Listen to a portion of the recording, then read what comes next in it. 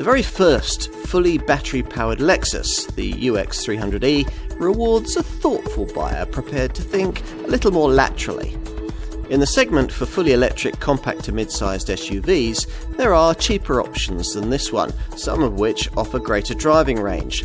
But this Lexus has other attributes which might well draw you to it, including admirably few compromises in terms of interior packaging, plus a very high-quality feel. This is one of those EVs sensibly engineered with a linear-feeling throttle, engineered in this case by two expert Lexus Takumi drivers, so the car doesn't lunge forward when you brush the throttle pedal, though it's hardly slow off the mark, 62 miles an hour from rest, taking only 7.5 seconds. There's no all-wheel drive option like there is on a UX 250h, so here a single 201 brake horsepower e-motor propels the front wheels, powered by a 54.35 kWh battery pack. That lithium-ion package is similar in size to the starting point battery you'd get fitted to most, though not all, direct EV crossover rivals at this price point, but it won't take you as far. The claimed WLTP rated figure is 196 miles. Think more like 160 to 170 miles in the real world. Chief engineer Takashi Watanabe and his team apparently engineered this car with driving fun in mind, building on inherently strong chassis rigidity and redeveloping the steering and the suspension. Even so, this Lexus still struggles to transmit all its torque to tarmac quite as quickly as sometimes you might like. The steering feel remains a bit vague, and ride quality over poorer surfaces in models fitted with the larger 18-inch wheel rims isn't quite as smooth as we'd ideally like. What is impressive is refinement. The engineers have made sure that the thickness and weight of the battery pack beneath the cabin floor will act as a sound insulating barrier, and they've installed undercovers and wing liners to reduce the noise generated by small stones, dirt, water and the road surface. What about charging? Well, using a conventional 7 kilowatt wallbox and a typical 32 amp AC 200 volt supply, the battery replenishment time is 8 hours and 15 minutes. At a DC public rapid charging point of 50 kilowatts or more, it's possible to recharge from 0 to 80% in 50 minutes.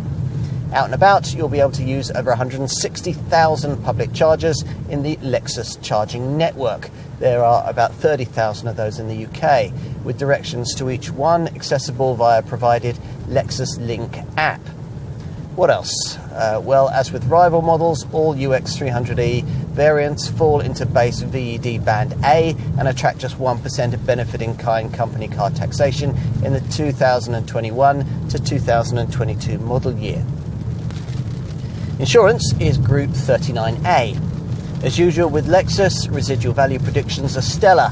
After 3 years and 36,000 miles, this car is expected to still be worth 53% of its original value. Lexus is one of those brands who believe that buyers of full EV models want their cars to look as normal as possible. So the visual changes that differentiate this UX 300e model from its ordinary UX 250h self-charging hybrid showroom stablemate are minimal. The front features a sleeker bumper with smaller air intakes and a subtly revised version of this model's signature spindle-shaped radiator grille featuring aerodynamic shutters which automatically open and close depending on the level of battery charge. From the side, these lower electric badges are one of the few giveaways to this model's BEV status. Well, that and the fact that it has two filler caps. One for a Type 2 charger on the driver's side and one for a fast charge CHAdeMO plug on the near side. Apart from the bespoke badge, there are no differences over the usual hybrid model here at the rear, dominated by an LED tail light blade extending the full width of the tailgate. The lamp section in this case made up of an array of 120 LEDs and tapering in the middle to be just 3 millimeters deep at its narrowest point. Let's take a look inside. We're specific UX 300e features are even harder to spot, limited to a bespoke drive-by-wire auto gear selector, branding on the floor mats and badging in the instrument cluster, where you'll also find some EV-specific displays if you look hard enough. Even the central instrument gauge looks much the same as that of the ordinary hybrid model, with its charge, eco and power options. Plus, in the information display alongside, there are selectable EV options, things like range and your current and average fuel consumption in miles per kilowatt hour. From here you can also select a charging schedule, vary current and the charging limit, and even cool the battery. There's nothing much of note on the 7-inch centre stack screen, just the usual audio, phone, apps and climate functions, though it can at least now connect through to Apple CarPlay and Android Auto smartphone mirroring, which you'll probably need it to do because navigation isn't standard unless you opt for the bigger 10.3-inch Lexus navigation display, which only comes as part of an expensive top Takumi pack.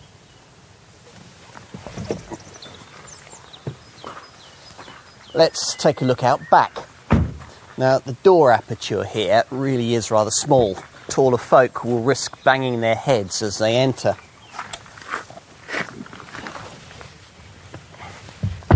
Which might have something to do with this reprofiled rear bench. It had to be redesigned to fit the battery underneath.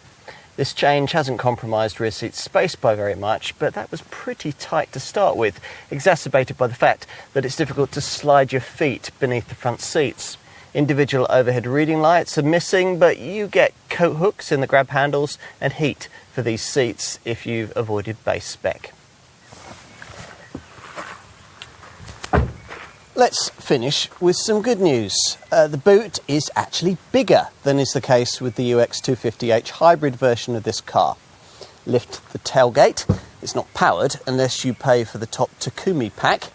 And a 367-litre boot is revealed, 47 litres bigger than normal, loading from deck to the rather flimsy tonneau cover. There's no ski hatch though, nor is there a 40-20-40 split seat back. The conventional 60-40 split flattens to reveal 1,278 litres of capacity, which isn't enormous, but will probably be sufficient for the needs of most likely owners. Why a full electric Lexus took so long to arrive is difficult to explain. Drive refinement, a feature of course of all EVs, has been particularly well perfected here.